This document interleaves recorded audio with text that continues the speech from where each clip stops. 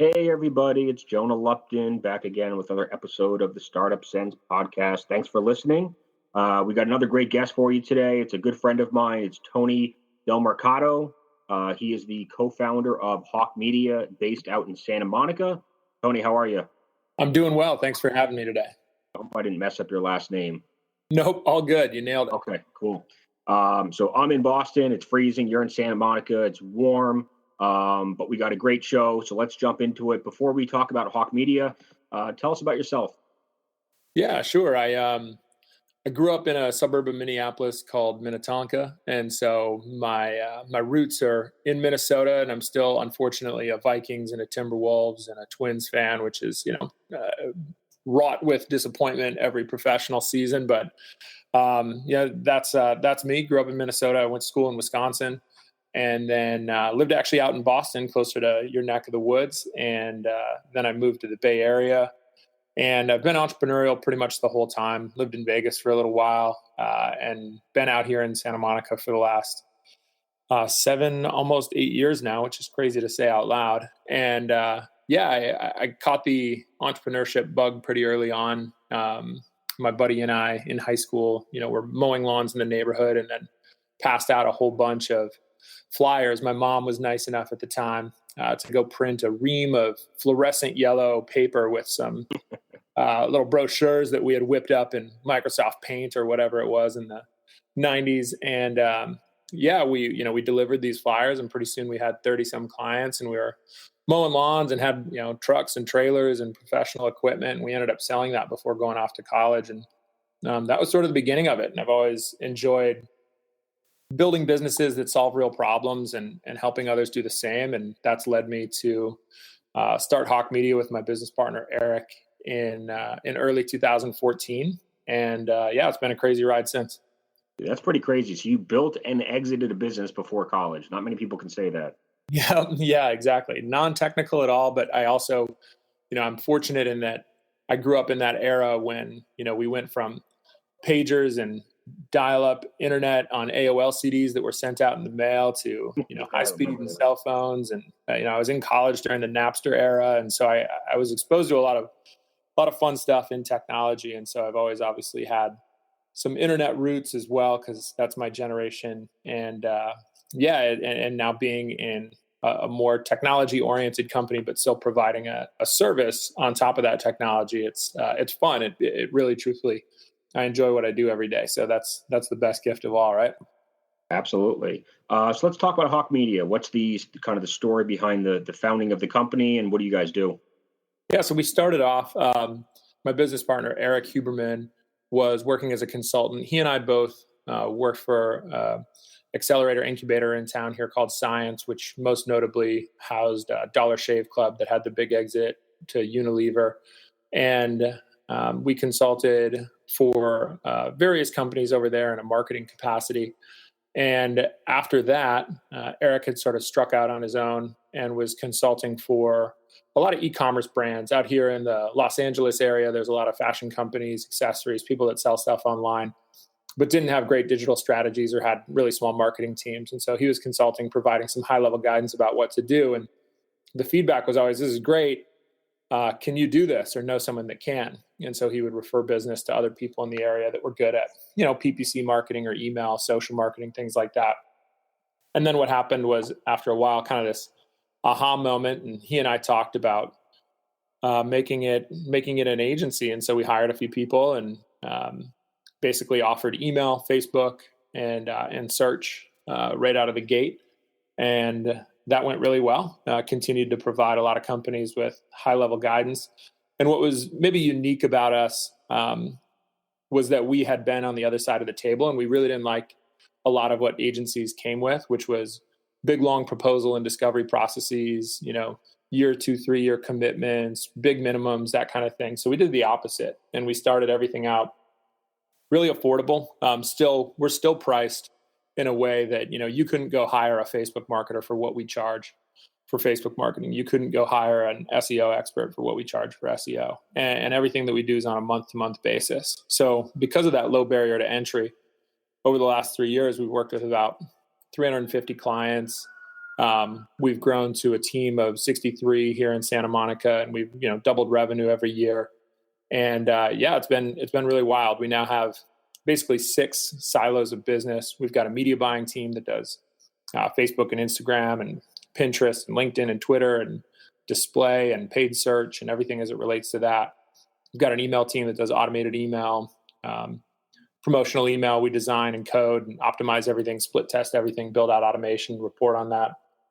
We've got a creative team that builds websites, does logos, style guides, brand identity, copywriting.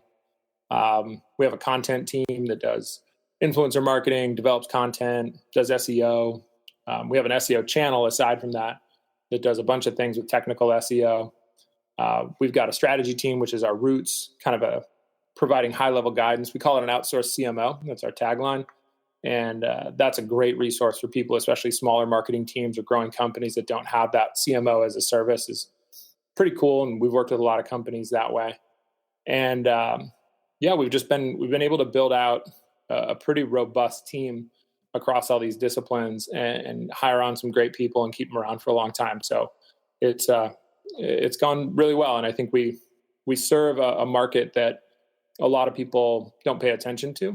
A lot of agencies get really excited to raise their minimums or go up market. And we get asked all the time, when are you guys going to go up market and target the big dogs? And we like, the growing businesses. We like helping businesses grow and sticking around for a long time. And in some cases, even helping them hire internally and part ways as friends. And now we've got evangelists out there that are psyched on us. So we like where we are. I mean, I'm looking at the website right now, clicked on clients, and you guys have some amazing brands and companies that you work with. And I just did like a quick little scrolling count, and there is probably at least 300 different companies on here, and they're across a variety of industries. So you guys, you'll work with companies in retail to e-commerce to, really all over I see gyms on here, a lot of really fast growing startups. So when do you guys typically begin working with a company? Do they have an existing marketing strategy? And you guys go in there and review it and then change things up, or kind of take me through the process? Yeah, well, we've kind of built a business on being really flexible, and because everything's a la carte and month to month, we might come in with a company that's either pre-revenue or just getting going, that has a single founder or a really small team and no marketing resources, and we'll come in and build out everything from the ground up. We've early. That's very early. Yeah, we've also come in with companies that are maybe they've got some funding and they've got a couple marketing resources, but they need bandwidth, or they don't have expertise in a specific silo or vertical or type of advertising, and so we can bring some bandwidth and some expertise there. And then we've also done a lot of plugging up holes or gaps in larger companies that are already established, already profitable, already doing really well, but they're just not interested in hiring internally for somebody that might be, let's say, generating content consistently and doing community management on social, or maybe they don't have an internal resource that's excellent in paid search and they're getting killed there.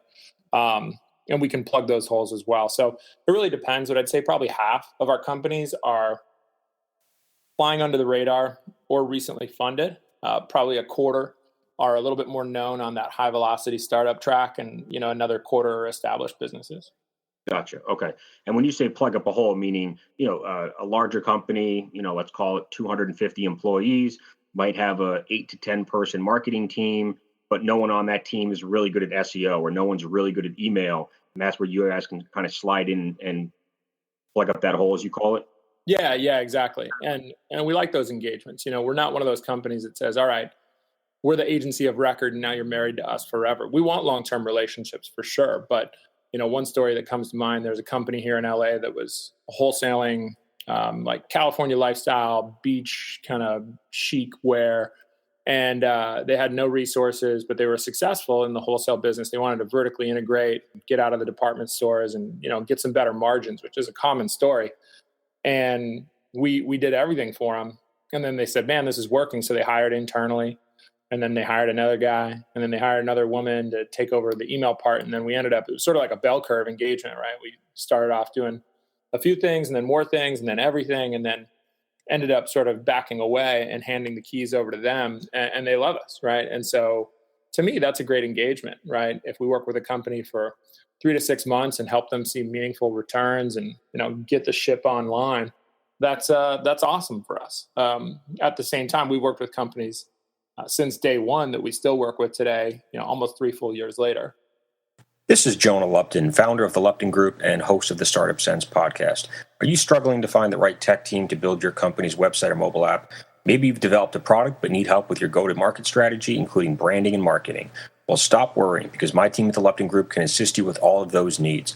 We specialize in helping entrepreneurs and startups of all sizes launch and grow their businesses. For a free consultation, you can email me at jonahlupton@gmail.com or visit our website at luptongroup.co. Right, because I see some companies on here that I know have raised tens and tens of millions of dollars where they could probably bring all their marketing in-house, but it's still cost-effective to work with an outsourced team like yours, right? Yeah, it's cost-effective and it's our business, right? Like we outsource HR, right? We outsource some of our accounting and bookkeeping. We outsource our own. We eat our own dog food in this way. We're not a development firm in the truest sense of software. We develop websites for brands and templated WordPress and Shopify type sites that are for companies looking for it on a budget. But if we ever need hardcore development resources or we're developing some software, we outsource that, and that's because it's cost effective and that's not our core competency, right? So if you take a company that's excellent in their space, whether that's B2B or B2C or mobile. Oftentimes they don't have marketing DNA at their companies. Even if they hire for it, that person might be bandwidth constrained or might not necessarily have the same visibility that we do in working with hundreds of clients. We pick up on trends. We pick up on things that are happening. We're always aware of best practices, best tools and technology, and we leverage all that stuff. So considering that it's less to pay us to do it, and on top of that, we're better than someone that they would hire, not to be too braggadocious about that, but it's a real economical choice for a lot of people. And obviously we're month to month. So if we sucked at it, we'd get fired, right? So talk to us about kind of what is the customer acquisition strategy for Hawke Media. I'm sure you find clients many different ways, but has there been one channel that's proven to be most successful? Well, again, it's kind of funny. We've followed a typical customer journey as a client ourselves, if that makes sense, where we were really lucky in that my business partner, Eric, he was recognized on Forbes 30 under 30 list. He's very visible. He's out and about, and he's a great, flag bearer, drum beater, stir up of relationships. And yeah, of course, right. We've always gotten a lot of business from him. He just meets a lot of people and makes a lot of impressions and gets a lot through the door that way. And then probably client referrals and things like that, investor referrals, investor, exactly. We have investor has 17 hats, they have 15, 20 other portfolio companies. You do a great job with one of their portfolio companies, they're certainly going to send more business to you. Exactly. So we got a great referral network. We added our first salesperson 2 years ago, and now we have a business development team of 9. We also have a footprint in Chicago, Seattle, and San Francisco. So now we have a more evolved sales methodology where we're advertising, we're doing events. We're doing a lot of the same things that we do with our clients, where we're building out automated email marketing and we're adding to the top of the funnel through Facebook and search. And now we've started to build an internal marketing team explicitly for Hawke instead of using the channels as a client would. So we've followed that same arc where now we have an internal marketing team that's doing the advertising. And events and referral partners, as you pointed out, have been really good for us as well. You do well for a portfolio company, and then a VC or an angel says, all right, I'll fund you, but you got to work with these guys because I know that they're going to generate a return. So those things have all been huge for us. Any big success stories? I mean, it's kind of a tough question as you work with so many different companies, but is there one or two stories that really stand out as, like you just took this company from, very, very small to kind of household brand name in a very short period of time? Yeah, well, I mean, we've been fortunate to work with a handful of companies pretty early on. Soothe is a company that people have heard of that is doing, massages and things like that on demand. Heal is a healthcare similar on demand kind of service that we did some good work with. We helped launch ClassPass in San Francisco, which is a name that crushing it too. A lot of people are familiar with. We helped launch Parachute Home, which is a betting company here in LA. And they've been killing it. We work with Creative Recreation. They've been around for a long time, but we helped them redevelop a lot of their marketing strategy, especially in 2016. Worked with Buscemi, which is a high-end sneaker company from the beginning with their digital marketing, and they've just crushed. There's a lot of them, and not to try and toot our own horn or anything like that, but if people look at the client roster that's on our website, you'll recognize the names. There's definitely some people that we've made moves for. So some entrepreneurs, and I've been a victim of this myself. I get into a new startup idea. I have $50,000 of my own capital to get going, and I spend way too much of it on development, and I don't leave enough for marketing. And of course, if you don't have any marketing, you can't really tell anybody about what you've built, and it essentially dies off. How often do you see that? And then do you guys have any special recipe for that startup founder that has a specific amount of capital, how much they should put into development versus how much they should put into marketing? Yeah, no, it's a great point. And it's something that we come across. What I always tell people is I sure like to get involved in the process before you spend it all on development, obviously. But even sometimes we meet people that are, they've run through 90% of their capital in development, right, or things that they thought were important. And then they get to the marketing side and go, oh yeah, we got to get this out there. I think, if you're not spending money on your product or selling your product, what are you spending money on? Right. And I would lump marketing into selling your product. So especially in the beginning, I would say it's, at least 50-50, even heavier on the marketing side, because you can get to MVP, you can get to some minimum viable product, whether it's a software or a brand offering, relatively inexpensively, especially with all the tools that are out there now. Right. So much free stuff. Yeah. So much free stuff, so much great stuff, even in the retail space. If you're going to start a clothing line, you can have a few products mocked up in a Shopify site for under $10,000. And the rest in my mind is marketing, right? 10 years ago, I think I spent $15,000 building my first custom e-commerce site. And now you can do it on Shopify for $40 a month. Yeah, exactly. And, there's great drag and drop editors. Squarespace has some decent things. WordPress with a WooCommerce plugin, most people can figure out on their own, and that's pretty flexible. We've worked with some really large companies that I can't name that are built on templated platforms. Yeah, I believe it. Yep. I think everybody falls in love with this idea that you have to have a Magento backend or some custom. That's what I had. And now granted, there was 5,000 products. So that was, I guess that was my reason for doing it. I think maybe it was like 7 years ago when, Shopify and BigCommerce and some of them existed, but they weren't really set up to handle, that many SKUs. Totally. And but most of these companies launching nowadays aren't doing that. They're not trying to compete with Amazon or bodybuilding.com like I was. They only have, 8, 10, 15 products. And that's really, right, is just making sure that marketing's involved. If you're not a marketer, right, if you don't have that in your DNA in some way, shape, or form, just getting somebody involved early in the process to check some of those decisions, I think makes sense. If you're trying to sell 5,000 SKUs, you might need something a little bit more robust out of the gate, especially depending on how you're sourcing or if you're drop shipping or you're pulling in inventory from other sources. There's a lot that goes on there, right? But if that's not what you need, then you're just doing it because some guy told you Magento is a great platform, not you specifically, but whomever, right? Or oftentimes we see people that say, oh, they've got some massive data analytics platform that's not meaningful until there's 50,000 customers, right? Where it's business intelligence is valuable, but get a business first before you get intelligence around it, right? Those are the things that, I think there's oftentimes a rush to try and make it perfect as opposed to making it good and then iterating and just seeing if you've got product market fit before you spend a bunch of money. So I think most of us are familiar with Facebook ads and search engine optimization and they've been around for a while. I think the new one that most of us aren't too familiar with, we've probably seen it without even knowing it, is influencer marketing. So talk to us, is that YouTube influencers? Is that Instagram? I'm guessing it's probably both, but how does it even work? I'm a company. I've created a I don't know, a nutrition product, or, I mean, it could be anything.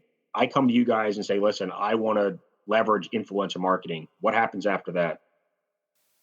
Yeah, it's a good question. It's something that we've been doing for years, even before Hawke Media. And I I was fortunate enough to help a women's activewear brand get off the ground back in the days when you could send a decently prominent blogger a pair of yoga pants and a free subscription, and they would blog about you. Right.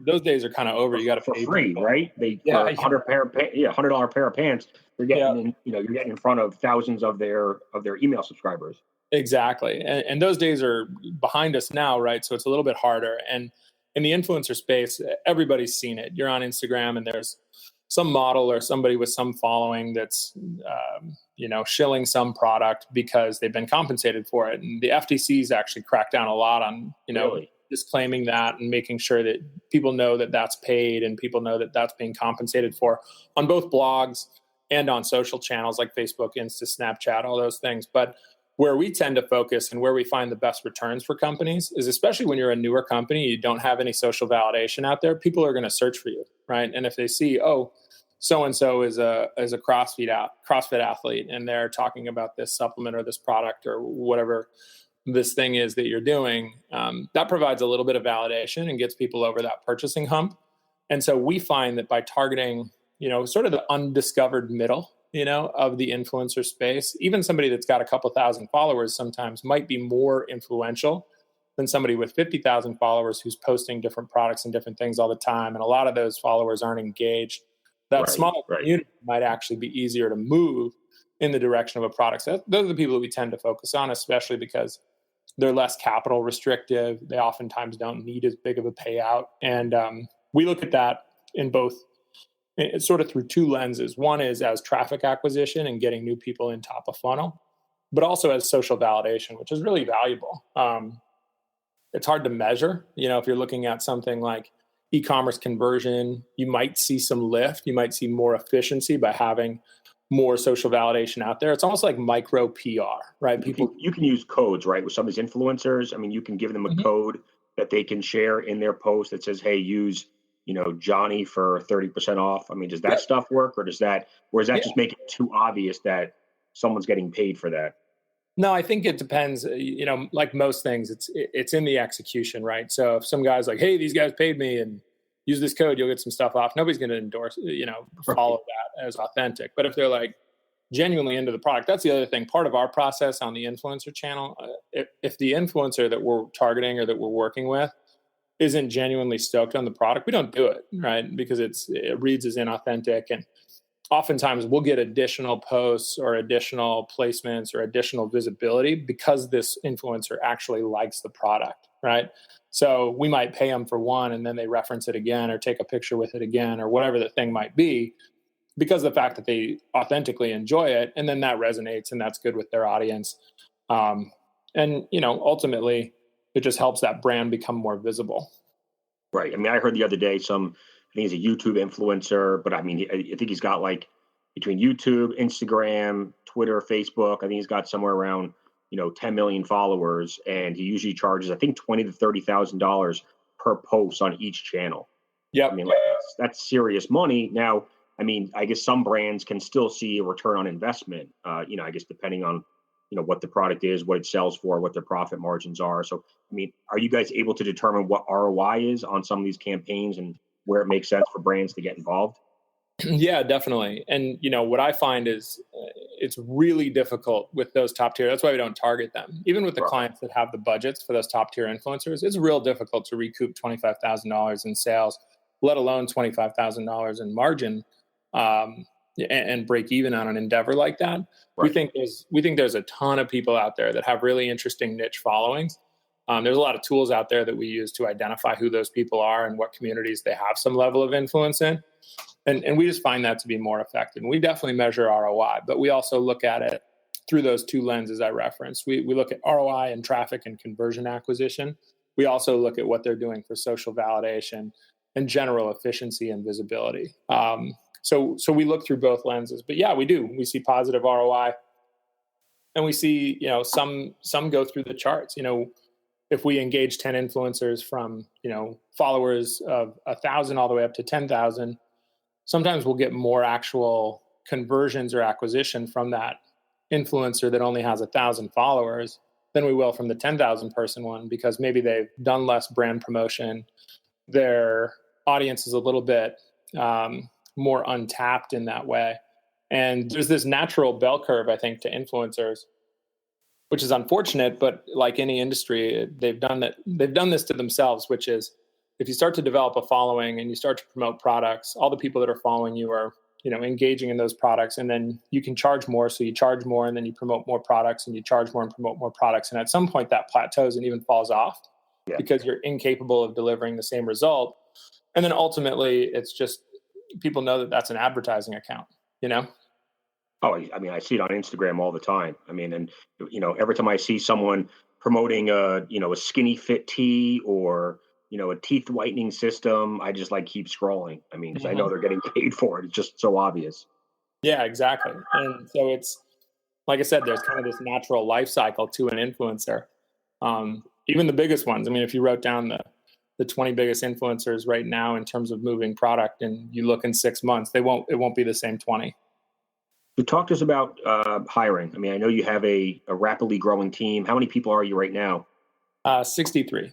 Okay, so I mean that's a big team. Just in a couple of years, you work with some big brands. They pay you guys a lot of money. I mean, how do you make sure that you're hiring the right people to deliver on those client promises? Yeah, so we had we've had this interesting thing where we've always had growth, and we've always had way more opportunity in the market than we can service, and so we've been really aggressive about going after new clients and bringing people on because we know we can help. And so, of course, we have to staff up accordingly. And there was a period, we started at the beginning of 2014. There was a period at the end of 2014, early 2015, where we were growing faster than I think was prudent given our internal bandwidth. And we had, we call them the dark days, kind of jokingly now in retrospect, but we had, probably 15 people at the time on staff. Everybody was in here 12-hour days, long nights, weekends, and it was fun. It's kind of, everybody knew we were building something, but it was tough, and we kind of made a promise at the beginning of 2015 not to do that again. And so we've actually overhired in most cases and staffed up on our teams in anticipation of onboarding new clients. And so far we've been right. We also, just for the listeners, from a cash flow standpoint, we never raised any money and we never took on any investment, specifically because we like the autonomy and the freedom that comes with that. But that means that we've reinvested a ton of profit into the business and in hiring, and we're always anticipating growth. So we've been really, I think, pretty good, especially the last 6 to 9 months, about making sure that we're staffed up, which means that the first month or two somebody's here, they might not be super busy. They're getting paid a full-time salary, but they're learning the ropes, they're learning the systems, they're learning our process, they're shadowing a lot of people, so that when that client load comes, they're ready and they know it's coming. They see the wave coming, it just hasn't broke yet. And I think we've gotten much better about that. But there was a period, like I said, at the end of the first year, beginning of the second, where we just got slammed. We just fell in love with growth, and we didn't staff up appropriately. Also because we just didn't have the capital to do so. Now we're in a little different position where we've been able to bank some money and hire in advance and that kind of thing. Yeah, I think it is harder to hire for a business like yours because you are trying to find that perfect balance between client demand and then supply of talent, supply of your talent, versus like a software company where you hire, you do all the hiring in the beginning, you build the software, and then you're able to scale without having to hire, add too many people as you're growing. Our people really are the product, which requires us to stay on top of that people side of things. And how many people on the Hawke Media team? I guess how many clients are assigned to each individual? Like if you have a PPC person on the Hawke Media team, how many clients are they doing PPC for? Yeah, so it really depends. It's usually between 5 and 10. Okay. It sort of depends on the scale of that client and their budget and their needs. Like if we have a client that they're spending, between $20,000 and $50,000 a month on PPC. We're probably going to have somebody a little thinner in terms of their client load. They're probably only going to manage a handful of clients. If somebody is spending, $5,000 to $10,000 a month on PPC, somebody can manage 10 of those pretty easily because they live in that world, right? You get some economies of scale there where because somebody just lives in an AdWords account, they can manage a lot of stuff. Of course. But yeah, it's probably between 5 and 10 across the board. Right, which is the other selling point to working with an agency rather than doing marketing in-house, where you have, a multitask person at, some company that's trying to do their SEO and their ad campaigns and their email, and they're not fantastic at any, maybe they're good at all of them, but they're not great at any of them.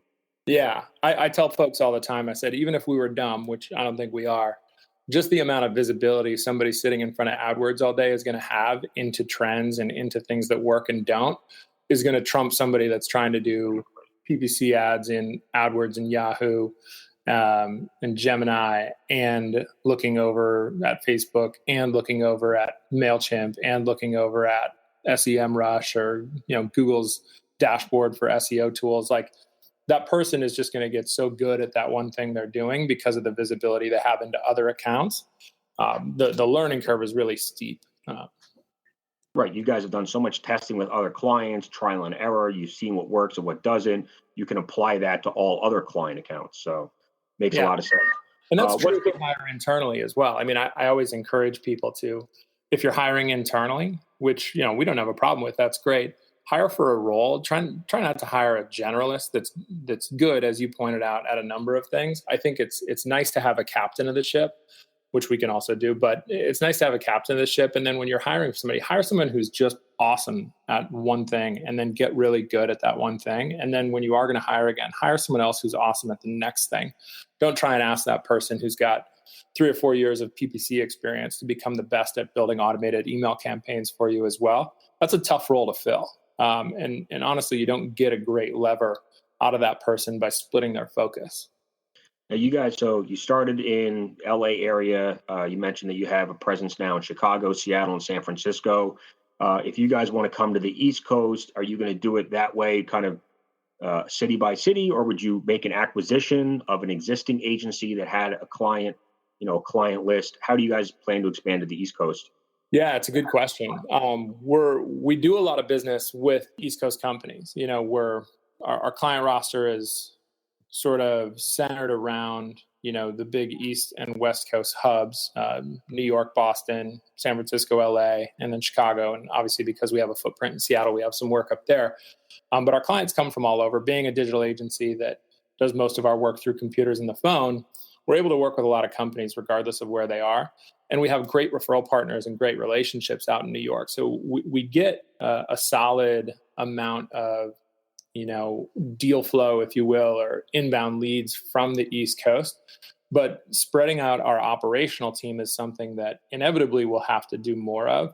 It's just a pretty daunting idea. The acquisition angle is one that we like. We've talked to, I think, 7 different companies now about acquiring or partnering, and just didn't make sense either from a culture standpoint or a vision for, how we do business. It's weird. Everybody we come up in conversation with is so in love with going up market. And we know that our roots are really in growing businesses. And there's a huge underserved, small, bordering on medium-sized company industry that's just not being served really well. And so sometimes there's incompatibility there, or the way their compensation is structured doesn't make sense with how we work. We see, especially in pay-per-click and social agencies, sometimes they're incentivizing people on budget growth, and that's okay to an extent. But if it's so commission driven, it just becomes a sales environment instead of a performance one. So yeah, we've looked at some stuff. We'll probably put operational roots down in New York at the end of next year, or the beginning of 2018. But I can tell you, building the team here and managing the culture and the vibe and the camaraderie that we have here is just phenomenal. And replicating a different animal in New York. Yeah, exactly. It's a very, we're very much the shorts and flip flops sort of prototypical West Coast office. And I think to pick that up and transplant that over to the east side is that'll be a fun challenge. You might have to do it in Long Island or something. I don't know. Exactly. Yeah, I was in that suit life, living in Boston and in the financial industry, wearing custom suits and everything else every day. And now I'm living the flip life. And right now I'm literally wearing flip flops in my bathrobe as I talk to you. So you got it right, man. Yeah, this is how I like to do business now. What has been kind of the biggest struggle for growing this company? Like you said, bootstrapping it, is extremely difficult. I mean, not that necessarily an entrepreneur has an easier path when they raise money, because they're obviously held to, they got to hit their milestones and whatnot so they can keep raising their next round. But I mean, like you said, you guys had some dark days, and your employees were working 12-hour days, probably getting kind of burned out. But so other than that, what's been kind of the biggest challenge to growing a media agency into 65 plus employees in such a short period of time? Yeah, I think the dark days aside, which thankfully now are behind us, like you said, bootstrapping a company and managing your capital is really important. We've made a very firm commitment. We are going to profit every single month. We're in business to make money the same way our clients are, right? So we take that really seriously. We don't operate at a loss, and that allows us, some level of security and making sure that we're always going to be solvent, right, as a business. And so keeping a real close eye on a P&L and, managing expenses and not being gun shy about growth, but also being prudent in where you're spending money, I think is really, really important. And then for us, so much of our success, I think, is because of our core values and our culture, and keeping that intact as it goes from a room with a dozen people to 25 people to 50 people and beyond is tricky, because you don't want to be homogenous. You don't want everybody to be the same gregarious, high-fiving, easygoing 20-something with some professional experience and some drive. That's good, right? But if you don't have a diversity in terms of men and women and socioeconomic backgrounds and different career experiences, you become a little bit homogenized in your way of thinking. So it's been a challenge. It's been an enjoyable one, and it's one that I think we've managed well. But it's a real challenge to keep culture intact and to keep a work hard, play hard vibe with a lot of different experience levels, a lot of different backgrounds, a lot of different opinions, and then merging those all into the best product or service that we can provide for our clients. We early on adopted these 3 core values, which are basically get shit done, learn quickly, and be cool. And there's some sub points, but the gist of it is like, look, if you get your work done, if you're able to learn new things quickly and stay at the front of what's happening in the industry and with trends that are emerging around advertising and marketing in 2016 and beyond, and you're cool, you're easy to talk to, you get along with your teammates and your clients and you're communicative, that's pretty much it, right? We have a lot of autonomy. We have an unlimited vacation policy, and we have a pretty easygoing work environment and those kinds of things. But it's all predicated on you got to get shit done and you got to do good work, right? So keeping those core values pretty central to everything that we do and talking about them a lot has been good for us. But that's been the biggest challenge. Unlimited vacation policy. I mean, I know there are companies out there that do this. I assume no one really takes advantage of it, right? Because if you're hiring the right people that have a passion for this business and like coming to work every day, they're not taking 2-week vacations every month, right? Yeah, certainly not every month. But yeah, we had, a woman right outside my office just got back from Costa Rica. Another guy sitting probably 30 feet away just got back. He was in Japan for 2.5 weeks. And we definitely have people that take advantage of it. But what I find is that it really eliminates a lot of the stress of like, my friend's having a party on Friday and I'd love to split early, right? Fine, good. Be an adult. As long as your stuff is done, that's absolutely okay. Right. My mom's in town. We're going to grab lunch. I'm just going to take the day.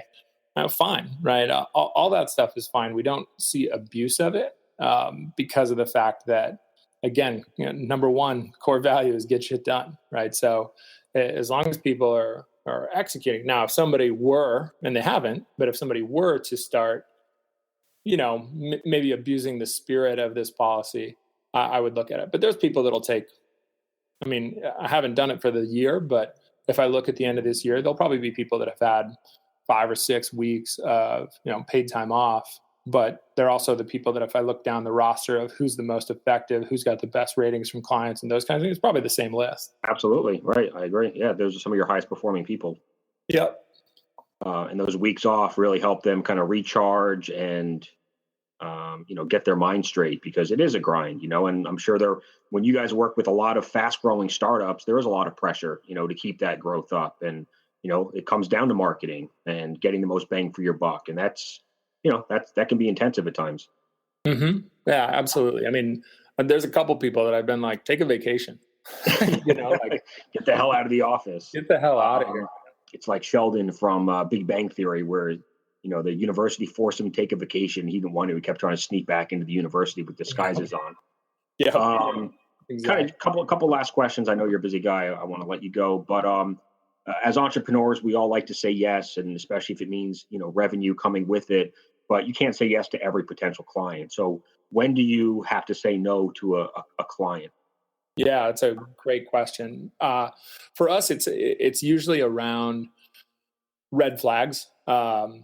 And what that means is that because we've hired in advance in most cases, and we're capable of taking on new clients at any given moment. If we sign 10 clients today, we're built to take it. We signed 6 yesterday, so that's fine, right? We can do that. But what would make us turn somebody away or say maybe this isn't the right fit is, first and foremost, if they've ripped through 3 or 4 other agencies or vendors in the last 12 months and they've got nothing but shitty things to say about it, we probably don't want to work with them, right? Some people that are just difficult to work with. Doesn't mean we won't work with a demanding client or somebody that has high expectations or holds us to an A+ standard. That's fine. But somebody who's going to be really difficult to communicate with, that's a challenge for us. And one of the other ones that we come up with sometimes is if there's 3-4 cooks in the kitchen and we're serving multiple masters instead of a single decision point or sort of point of communication, that's tough for us. Usually we can get over that through the get to know you process and setting expectations. But if we engage with someone and, Bob's not talking to Steve and Mike's not talking to Sarah and all 4 of them are telling us different things, that's really hard for us. Because it just leaves us in this position of playing counselor for a company that's got internal issues, and that's tough. But aside from that, we come up against people that say, we need to triple our revenue over last year and spend half as much. Okay, well, we can look at that, but we'll usually through our sales process, and this is a big credit to our business development team.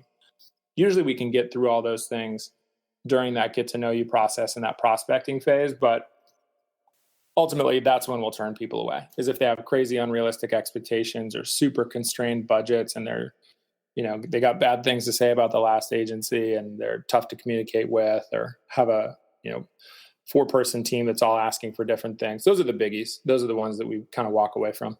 Right. I mean, I ran into working with a woman, well, I shouldn't say working with, she called me for a quick consultation. I jumped on the phone with her a couple of days ago, and, she spent about $80,000 developing her website and mobile app, and basically had no money for marketing and was looking for my help to get traction before she started meeting with investors in January. Mm-hmm. That is a tough position to be in.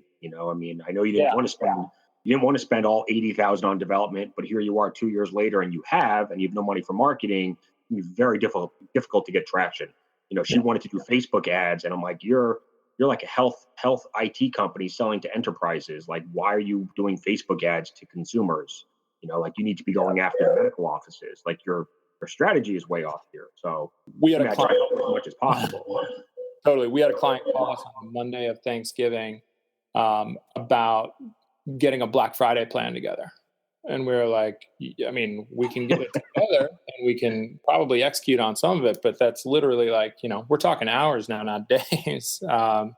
So yeah, sometimes those are the ones that, we respect small businesses to the end of the earth and what it takes to be an entrepreneur and grow a company. So we're never a dick about it, but it's also at some point you just got to say, hey, look, we're not the right fit for you. We're happy to point you in the direction of somebody that might be, but this isn't going to vibe with what we do. And honestly, probably just in the last 6 months, we've gotten to a place where we feel pretty comfortable saying that, because we know that we've got a well-oiled machine here and our processes are dialed in, and we know that there's another customer coming behind that one. It's funny. I was just actually, someone told me about BioTrust Nutrition the other day, and I was just doing some research on them, and here they are listed as one of your clients. So, I mean, they've basically gone from, I think it was, I forget if I heard the founder on a podcast or saw him mentioned in a blog post, but they've basically gone from like $0 to $100 million in revenue in just a couple of years, right? Yeah, they've done some really cool things, and we can't take credit for all that. We've gotten involved with them and been able to help them continue that growth. But we're part of the most, I would say, the most exciting part of our jobs collectively, not just mine, but we get access to so many of these cool companies that are doing really interesting things, and we learn along the way. We learn together and help them grow, and they help us grow, and it's really fun. It feels like a very synergistic thing. So 2 last questions for you. This is something that I know some agencies try to get into, others stay away from it because they know it's a messy situation. Do you guys ever do work for equity? Yeah, it's a funny question you ask, because we have in the past. Our success rate on that is not great, right? Okay. And we just now are, again, at this stage, almost 3 years old. We've got enough historical data on what has and hasn't worked with that we're pretty gun shy about doing it. If there's a company that already has some level of traction, we're interested. Doesn't mean we're going to do it, but we're interested in talking about it. And it also depends on the terms. All cards on the table here. We've taken equity in probably, I don't know, maybe 15 companies, something like that. Wow. Okay. And we've also invested in some aside from that, but we've taken an equity position essentially in trade. And I'd say 2 of those are actually going to end up covering our cost or more. The rest are not, right? Okay. Just the actual cost of labor associated with that. So that hasn't worked out super great for us. But then there's another handful, probably 5 or 6, that we've done a reduced fee or some cash component and a rev share. And those have worked out well, right? The challenge with a rev share is early on, it disadvantages the agency. Later on, it actually disadvantages the company, the client, right? Because if we're killing it, all of a sudden they're writing us a pretty damn big check every month. Then they start to get resentful about that. Yeah, right. And so it's tough. I mean, if we do reduced fees in exchange for equity or rev share or something like that, we're open to it, but it just hasn't been something that we're really in love with. Yeah, it's like you really have to, in the contract, got to try to think of every possible scenario that could possibly play out in the future. And it's like I said, I mean, it's messy. I know some agencies do it with very limited success because it's hard to make it, make both sides happy all the time. Yeah. And then kind of last question, if you could be mentored by anyone out there, who would it be? Man, that's a great question. Mentored by anybody out there. I would say there's a woman, I don't know if she's the chief marketing officer, COO maybe at Netflix, and there's a pretty well-known SlideShare deck about Netflix corporate culture and about how they have a lot of similar philosophies. And I didn't know this when we kind of built out our philosophies, but a lot of similar philosophies around time off and autonomy and avoiding bureaucracy by allowing autonomy and creative thinking. And I'm sorry that I'm blanking on the name, but No worries. I think she'd be the one that would be worth having a cup of coffee with every once in a while. Cool. Yeah, Netflix, obviously, amazing company. I remember when I was in the investment business, let's call it 6 or 7 years ago, when Netflix stock was like under $5 a share, and everyone thought they were going out of business. And here they are, 7 years later, laughing at everybody as they're like 50, 60, $70 billion market cap. Not sure where, but that's been one hell of a journey the last, decade or so for them, Amazon. Yeah. They've done really well. And I mean, I'm a big believer that if you look past the financials and actually get in the office and look at the people and look at some of the cultural values, that's usually an indicator of success, not just at Netflix, but at any company. And that's why, that SlideShare deck about Netflix culture, I think is Yeah, it's really valuable, especially if you're looking to build an organization and look at some things that might be helpful. There's a lot of really good nuggets in there. Actually, I'll ask you this question. I literally just saw this yesterday somewhere. Some investor came out with a blog post that said, build platforms, not products. Since you work with so many different companies that some are probably product companies, some are probably platform companies. Any thoughts on that? I'm kind of throwing you, I know I'm kind of putting you on the spot here, but. Well, I certainly think if you look at the big, the prominent exits and multiples and big high valuations, those are coming from, we used to call them picks and shovels, right? Where they're tools and services that people can leverage, as opposed to, don't develop a t-shirt company, develop an inventory management system for t-shirt companies, right? Right. Yeah. Don't develop an accessories business, develop a logistics or a supply chain thing for them, or develop a website platform like Shopify or BigCom. Yeah, you look at Uber, right? Uber doesn't, they don't build cars, they don't drive cars, they just built a platform that connects drivers and passengers. Totally. And I think platforms and marketplaces are super, super interesting things to build. The trick is, how do you build those things, right? I listen, there's a great podcast as well called How I Built This. And the founder of Angie's List, Angie, was talking about how they had built that service, again, another sort of directory marketplace thing. And yeah, it's if you can identify an underserved market or opportunity to build a platform, by all means do it. I think it's just tougher, right? I think you have to have some pain point that you're solving. But absolutely, I would encourage anybody listening to focus on building those big disruptive kind of platforms, as opposed to just another product or just another service. There's a venture capitalist here in town named Mark Schuster, a long time ago, hosted a podcast called This Week in Venture Capital. And one of the things he would ask a lot of startups is this a feature or a service, right? Is this a feature that any other incumbent could add, or is this a new service? And that's another good way to distinguish it. Is this something that Amazon can roll out tomorrow, or is this something novel, right?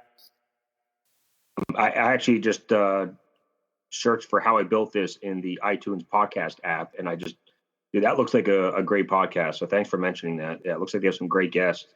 Angie's List, Spanx, Patagonia, just some killer CEOs. So I appreciate it. Yeah, no worries. Well, let's end it there. I took up more time than I was expecting, but you had so much to share, I didn't want to cut you off. If any of the listeners have a marketing problem, or they're in the process of starting a company, or they need to reach out to you, how should they find you? Yeah, you can go to hawkemedia.com. There's also a free consultation button. Any of our BD guys are happy to take a call and at least give you a high-level roadmap of some opportunities. You can also reach me directly, Tony, Tony, at hawkemedia.com, and it's HAWKE media.com. And it's probably obvious, but I'm not that Tony Hawk. People ask sometimes. You on Twitter or anything? Twitter, Instagram? Yep, Twitter is T Delmercado, TDelmercado.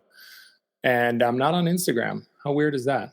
That is weird. Nah, I use it. Mine's food and fitness pics. So I don't recommend that anybody follow me unless they're passionate about desserts and bodybuilding pics. Very good. Okay. I would say we have a blog. I write a lot for Entrepreneur and Business Insider and Inc. and things like that. And if you go to Hawke's blog, we have tremendous amount of information in the marketing space. We publish white papers. We just released our 2017 marketing do's and don'ts. It's like a 26-page white paper. There's a lot of great information there. I'm actually looking at that right now. Yeah, it's hawkemedia.com/blog. So I already get the newsletter, and there's always a ton of value in it. So, well, cool, man. I really thank you for coming on. You built an amazing company, obviously growing really, really fast. So kudos to you, kudos to the team, and wish you great success in 2017 and beyond. Thank you very much. You too. Thanks for having me. You got it, man. Talk to you soon. Bye. Bye.